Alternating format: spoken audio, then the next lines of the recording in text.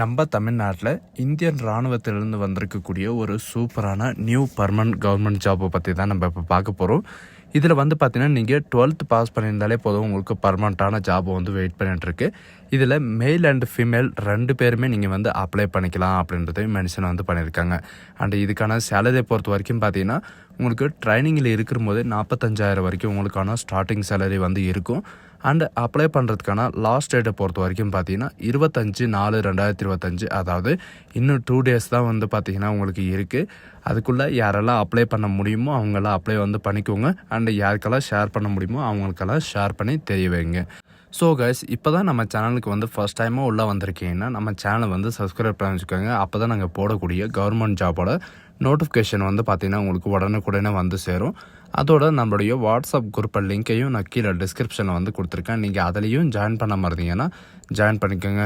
So guys, இப்போ பார்த்துருக்கக்கூடிய Indian army new ரெக்ரூட்மெண்ட்டை பற்றி நம்மளுடைய ஜாபோட அஃபிஷியல் நோட்டிஃபிகேஷன் அண்ட் அப்ளை பண்ணுற லிங்க் எல்லாமே கீழே டிஸ்கிரிப்ஷனில் கொடுத்துருக்கேன்.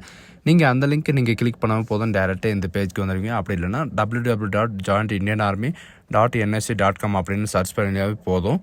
இதில் பார்த்தீங்கன்னா நமக்கு நிறைய விதமான நோட்டிஃபிகேஷன் கொடுத்துருக்காங்க. அக்னிவீருக்காக நோட்டிஃபிகேஷன் இருக்குது, அண்ட் பர்மனண்ட் கேட்டகரி இருக்குது, அண்ட் டெம்பரவரி பாட்டு மேல் அண்ட் ஃபீமேலுக்கு 2 பேருக்குமே பார்த்தீங்கன்னா உங்களுக்கு கொடுத்துருக்காங்க.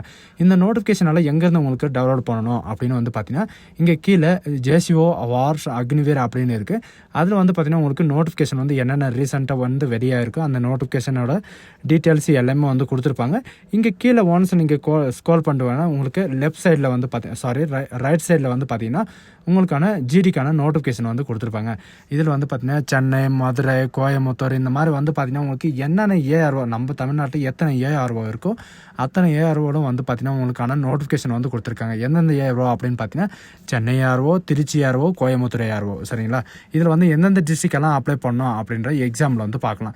இதில் பார்த்தீங்கன்னா பர்மனண்ட்டான ரெக்ரூட்மெண்ட் தான் இந்தியன் ஆர்மி, அதாவது சென்னை ஜோனில் ரெக்ரூட்மெண்ட் பண்ண போகிறாங்க. இதில் 12 மார்ச்சிலேருந்து 10 ஏப்ரல் வரைக்கும் தான் முன்னே சொல்லியிருந்தாங்க. இப்போ பார்த்தீங்கன்னா டேட் எக்ஸ்சேஞ்ச் பண்ணி கொடுத்துருக்காங்க. 25 ஏப்ரல் வரைக்கும் நீங்கள் அப்ளை பண்ணிக்கலாம். அண்ட் இதுக்கான எக்ஸாம் பார்த்தீங்கன்னா உங்களுக்கு ஜூன் மாதம் அனௌன்ஸ் பண்ணிடுவாங்க. அது எந்த விதமான மாற்றமும் கிடையாது. நம்ம தமிழ்நாட்டில் எல்லா டிஸ்ட்ரிக்கும், தமிழ்நாட்டில் பார்த்தீங்கன்னா ஆல் டிஸ்ட்ரிக் அப்ளை பண்ணிக்கலாம். இன்க்ளூட் பார்த்தீங்கன்னா ஆந்திர பிரதேஷ், தெலுங்கானா, கேரளா இவங்கெல்லாம் அப்ளை பண்ணிக்கலாம். இதில் பார்த்தீங்கன்னா சோல்ஜர் டெக்னிக்கல் நர்சிங் அசிஸ்டண்ட்டுக்காக பார்த்தீங்கன்னா நீங்கள் 12th பாஸ் பண்ணியிருந்தாலே போதுமானது.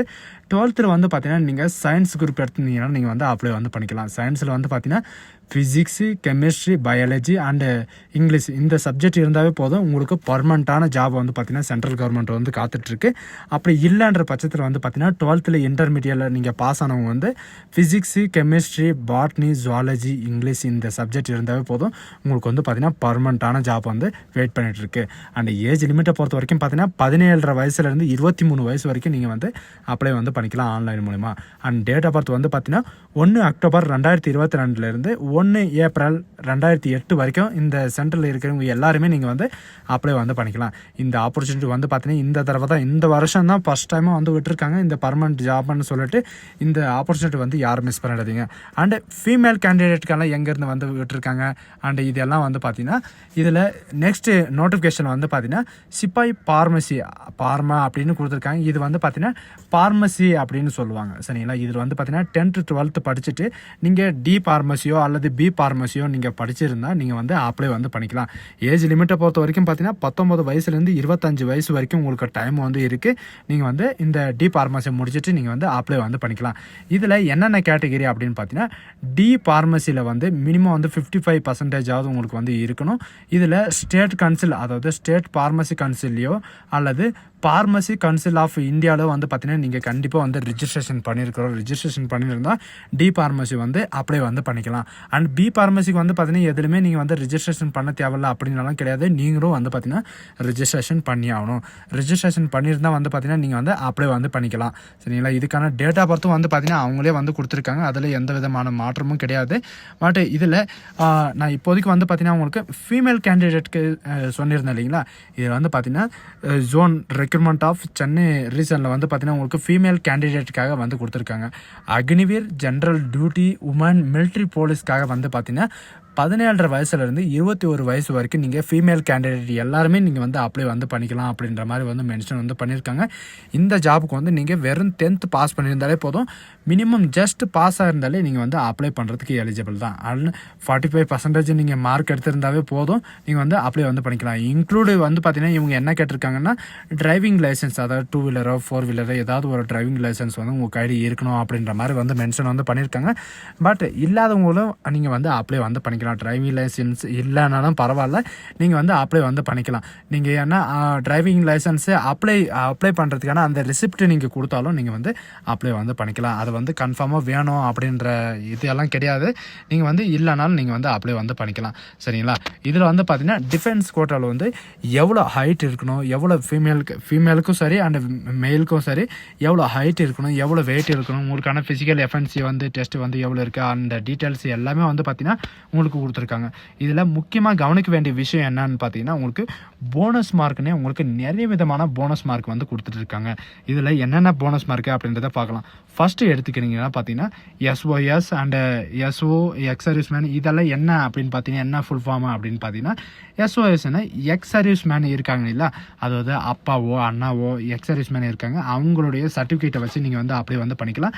அப்படி இல்லைன்ற பட்சத்துக்கு அவங்களுடைய பசங்க வந்து இருந்தாலும் நீங்கள் வந்து ஸ்பான்சர் சர்டிஃபிகேட்டை வச்சு நீங்கள் வந்து அப்ளை வந்து பண்ணிக்கலாம். உங்களுக்கு 20 மார்க் வந்து பார்த்தீங்கன்னா போனஸ் மார்க் வந்து கொடுக்குறாங்க.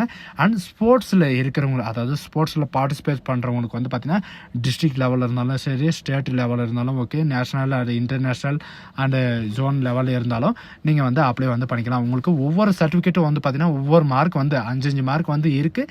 இதில் வந்து பார்த்தீங்கன்னா போனஸ் மார்க்கு நிறையவே வந்து கொடுக்குறாங்க. அப்படி இல்லைன்ற பட்சத்தில் வந்து பார்த்தீங்கன்னா நீங்கள் காலேஜ் வந்து படிச்சுட்டு இருக்கீங்க, அவங்க வந்து NCCயில் வந்து சேர்ந்துட்டுருக்காங்க அப்படின்னா அவங்களுக்கும் ஒரு ஆப்பர்ச்சுனிட்டி வந்து கொடுத்துருக்காங்க. NCC A certificate, B certificate, C certificate இந்த எல்லாத்துக்குமே வந்து பார்த்தீங்கன்னா உங்களுக்கு 15 மார்க் வந்து பார்த்தீங்கன்னா உங்களுக்கு டிஸ்ட்ரிபியூட் பண்ணி வந்து கொடுத்துருக்காங்க.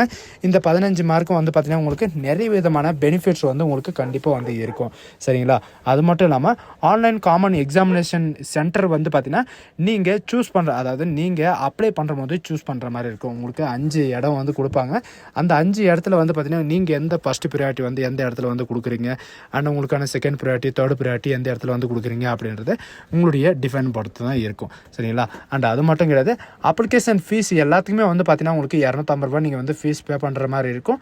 அண்ட் அந்த அப்ளிகேஷன் ஃபீஸும் வந்து பார்த்தீங்கன்னா நீங்கள் மேல் அண்ட் ஃபீமேல் 2 பேருமே நீங்கள் வந்து பே பண்ணலாம். அண்டு இதில் வந்து பார்த்தீங்கன்னா SC STக்கு வித்தவுட் ஃபீஸ் அந்த மாதிரிலாம் கிடையாது.